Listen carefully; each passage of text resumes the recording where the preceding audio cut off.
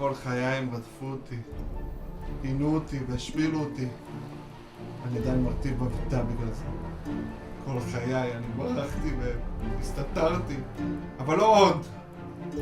יש להם מזימה. הם הסתננו לכל מקום אפשרי שהאדם צורך. לאט לאט האמת שלהם נחשפת. ומשהו חייב לעשות. לפני שיהיה מאוחר מדי. המשהו הזה.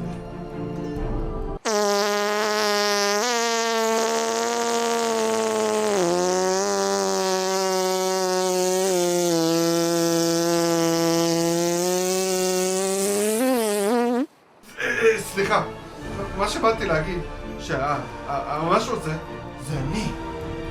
הגיע הזמן להילחם!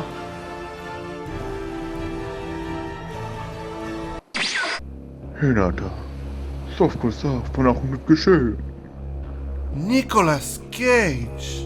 כן, זה אני. אתה עובד בשביל הבינס? כן, והם רוצים את הראש שלך, וזה בדיוק מה שאני מתכוון לתת להם. כן? בוא נראה אותך מנסה, אני אביס אותך. לא אם אני אביס אותך קודם.